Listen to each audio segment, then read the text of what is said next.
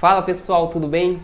Hoje eu estou trazendo para vocês mais uma aula. Dessa vez a gente vai trabalhar aqui como que a gente consegue pegar cores de referência Pantone para trazer para nossas imagens de forma profissional, para a gente trabalhar de forma bem numérica, bem precisa. O Photoshop, por ele ser um software bem matemático, então a gente consegue ter essas precisões para trabalhar a referência de forma bem exata. Então como é que a gente faz isso? Eu estou aqui com minha imagem, né? A imagem que a gente vai trabalhar com esse atleta aqui. Primeiramente, a gente vai ter que selecionar aquilo que a gente quer trabalhar, aquilo que a gente vai querer fazer essa troca de cor. Então, eu peguei aqui como modelo esse atleta e a gente vai fazer uma seleção aqui dessa área vermelha de forma bem básica, bem direta. Então, eu vou fazendo aqui com calma. Eu vou fazer mesmo com a Quick Mask, né? Com a seleção rápida, né? Então, venho aqui. Já eu dou uns ajustes mais nessa seleção para a gente conseguir ter uma precisão melhor. No geral já selecionei a roupa. Agora eu vou fazendo aqui o meu momento de precisão. Eu costumo ser muito chato em seleção.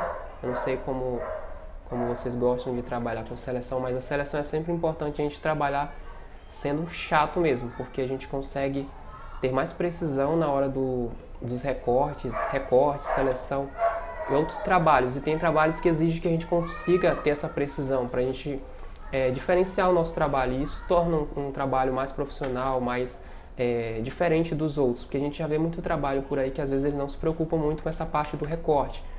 Então, quem consegue se preocupar com essa parte do recorte já ganha um crédito a mais, né, nos projetos. Então eu estou aqui me preocupando bastante com a área, né, de seleção para ficar algo bem legal mesmo. Então eu vou fazendo aqui com calma. Eu estou com a laço agora, né? A ferramenta de laço. E seleção é uma coisa que eu sempre digo, que a gente nunca trabalha somente com uma ferramenta de seleção para ter precisão. A gente nunca consegue ter um recorte ou um trabalho de seleção perfeito somente com uma ferramenta de seleção. Eu sempre costumo usar várias ferramentas de seleção para alcançar resultados melhores, para alcançar resultados mais profissionais. E isso a gente vai vendo ao longo das aulas, né? Que a gente vai preparando. Então eu estou aqui fazendo uma seleção de forma bem precisa para a gente ter um resultado bacana. Já selecionei essa área. Aqui também. Estou fazendo com calma aqui para vocês acompanharem tudo. A área da roupa em si já conseguimos um resultado legal. Agora eu vou retirar essa parte do branco, né? E essa parte do branco eu posso fazer de duas formas. Eu vou tirar com o laço mesmo. Essa ferramenta do laço, para quem já vai conseguindo uma prática legal com ela, é bem bacana quem já tem uma coordenação motora legal para se trabalhar com ela. Eu costumo trabalhar muito quando vou fazer uns últimos refinos, né? Depois que eu já fiz uma seleção com precisão. Existem alguns objetos, algumas coisas que a gente precisa fazer detalhes, por exemplo, dessas curvinhas aqui. Então, às vezes, com outras ferramentas a gente demoraria mais. Então, com a laço a gente consegue só desenhar aqui. Eu estou usando um mouse mesmo, não estou usando mesa digitalizadora. Então, pode ver que é um trabalho que qualquer um pode fazer. Que às vezes o pessoal faz alguns trabalhos de seleção, de recorte, e eles especificam muito para mesa digitalizadora, né? Ah, você só consegue fazer com mesa digitalizadora. E não, aqui você está vendo aqui que eu estou fazendo com o mouse, e a gente está conseguindo um resultado bem legal, bem manual mesmo. Então é só ter cuidado, fazer com calma. Seleção é um processo que a gente tem que ter paciência. Quando vai fazer uma seleção, principalmente se a gente quer alcançar um resultado profissional, a gente tem que ter paciência, tá certo? Desde a ferramenta de Pen Tool, existem pessoas que utilizam muito de ferramentas rápidas, né, que o Photoshop disponibiliza para recortes, para seleção de forma mais rápida, com a varinha mágica. Em outras aulas eu vou apresentar aqui algumas desvantagens de usar ferramentas desse tipo, que a gente não consegue um resultado tão legal assim como seria a proposta, né, de um recorte rápido para ter algo mais, como eu posso dizer, um recorte melhor, né, uma seleção melhor. Mas aí eu estou fazendo aqui de forma bem tranquila mesmo e de forma bem manual. Pode perceber que isso aqui tudo é coordenação motora mesmo, eu não estou usando nenhuma mesa digitalizadora. Então a gente vem aqui, vai fazendo com calma. Como eu falei, quanto melhor a precisão, melhor o recorte, o cuidado que a gente tem ali naquela área do recorte, mais legal vai ficar o nosso trabalho. Opa, mudou aqui a ferramenta. A gente está quase finalizando essa etapa. Prontinho.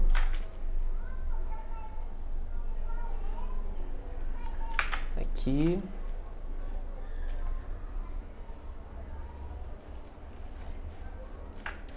Opa, passou um pouco aqui, a gente devolve. Aqui eu estou retirando seleção, tá? Para você retirar a seleção com a ferramenta do laço, é só segurar a tecla Alt e aí você vai retirando a seleção da área que você não quer. Para adicionar, basta você colocar ela normal, que ela vai estar com maisinho ali. Então, já retirei quase tudo aqui. Eu vou ter um cuidado maior só nessas áreas aqui para quando a gente fazer a troca da cor, elas não ficarem vazadas, né? E aí a gente não conseguir tanta perfeição na nossa troca. Então, basicamente, deixa eu ver aqui por alto. Acho que a gente conseguiu o que a gente queria. Deixa eu pegar aqui, tá certo. Então, pronto. Selecionei a camisa do modelo. Agora, o que eu vou fazer? Eu gosto muito de separar sempre as seleções que eu faço em uma camada de ajuste, para qualquer momento eu poder voltar nela. Por mais que a gente consiga fazer isso quando a gente está trabalhando já a máscara dentro da camada, né, que a gente está trabalhando essa seleção, esse recorte, mas eu gosto de deixar separado como um path diferente. Então eu vou botar aqui camisa, modelo, esse aqui é a área de seleção. E aí o que eu vou fazer agora? Eu vou pegar minha referência Pantone, eu vou pegar essa primeira aqui que a gente vai trabalhar. Vou pegar essa primeira cor aqui. Então aqui está uma referência Pantone, uma cor aqui roxo, né, um roxo bem bonito, que é uma cor do ano de 2022. E a gente vai pegar agora essa referência Pantone, né, uma referência exata, e a gente vai trazer essa paleta de cor para cá. Então como que a gente vai trabalhar nisso? A gente vai usar o matiz e saturação. Só que o que acontece hoje em dia quando as pessoas vão trabalhar com matiz e saturação? O pessoal vai muito na tentativa e erro de tentar encontrar uma cor. Então eles trabalham muito nesse método de... Deixa eu pegar o ajuste aqui. Então eles, vou arrastar aqui pro lado direito, vou arrastar pro lado esquerdo para ver o que dá.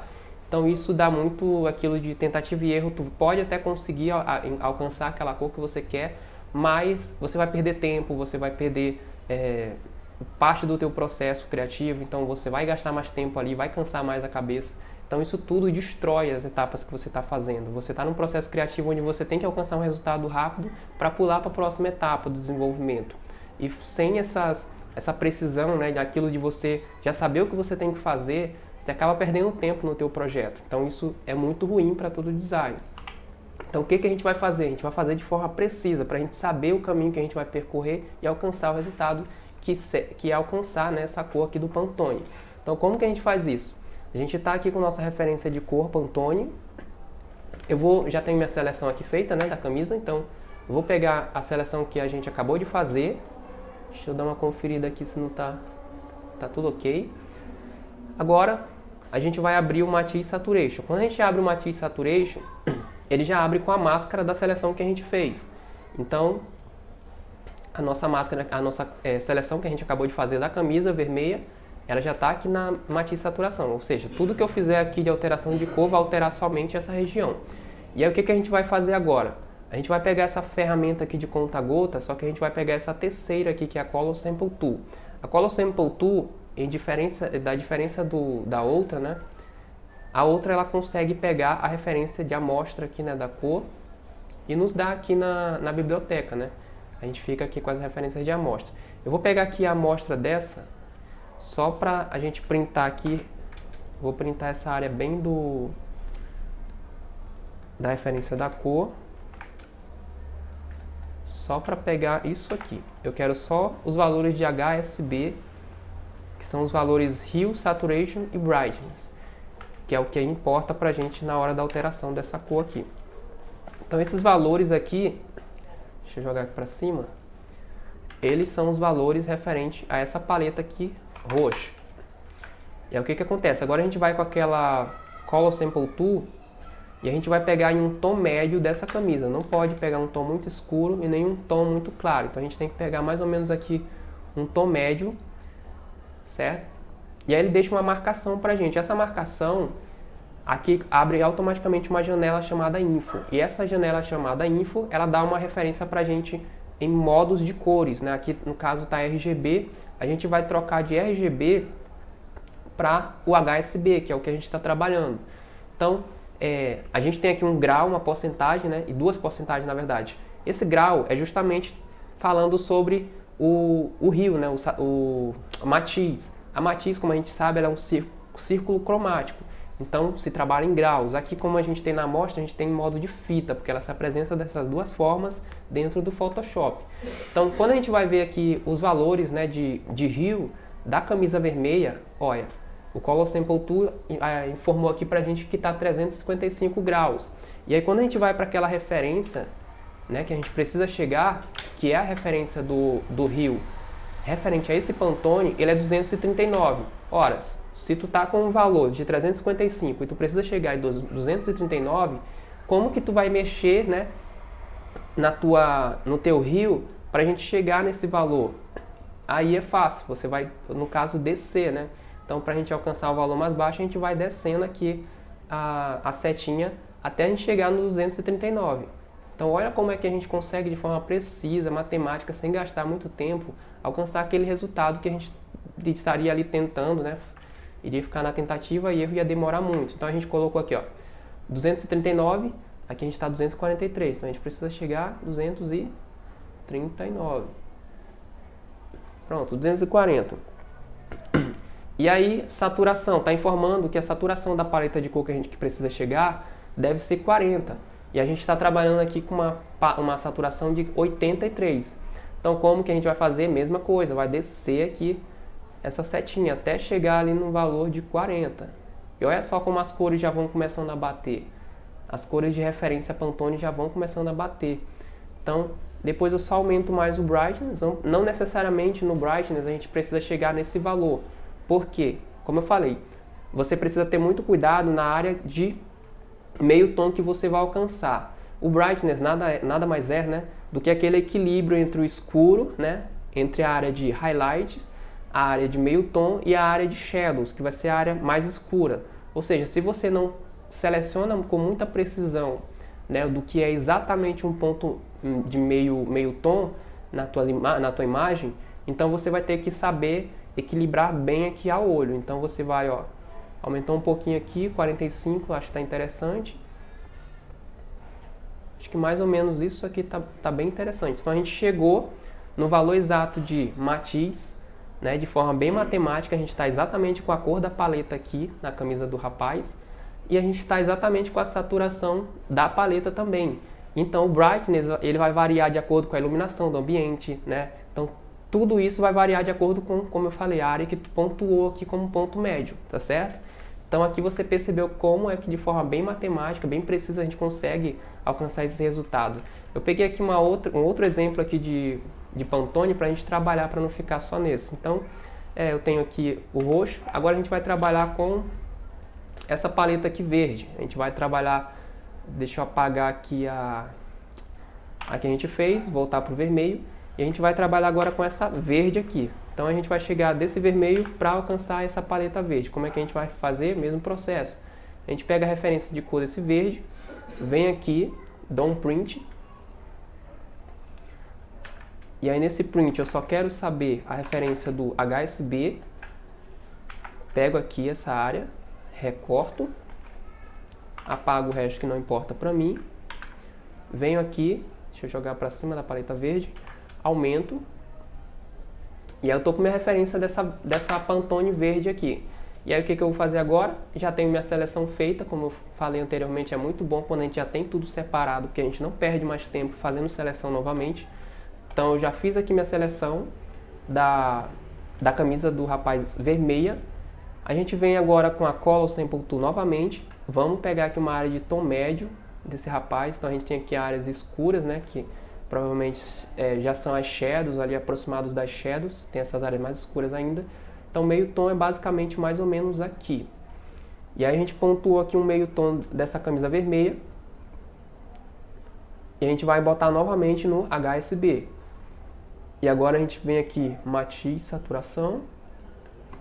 Então já abriu aqui minha matriz de saturação para mim já fazer a alteração da cor, certo? E aí, mesmo processo que a gente fez agora há pouco.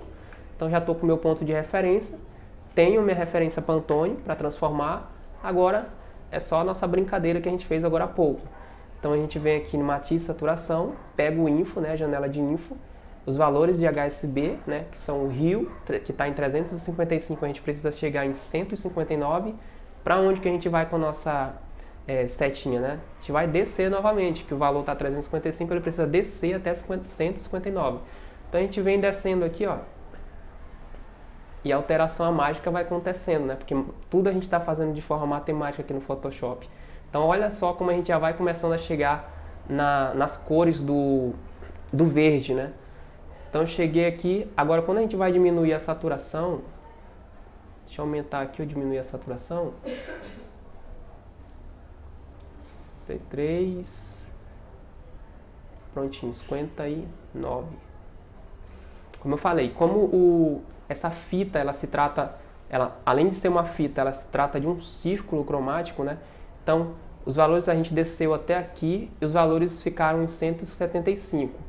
Para tu alcançar os valores mais próximos, né, ainda mais baixo, então você deve puxar para o outro lado da fita. Então, quando a gente vem descendo aqui, ó, pode perceber que não aumentou, né? Então, vem diminuindo. A gente chegou agora aqui em 152, cadê? 159, 155. Deixa eu botar aqui de forma bem precisa. Então, chegamos em 159. Aqui é o rio dessa paleta de cor, ou seja, é a parte da matiz, né, dessa paleta de cor, que é 159.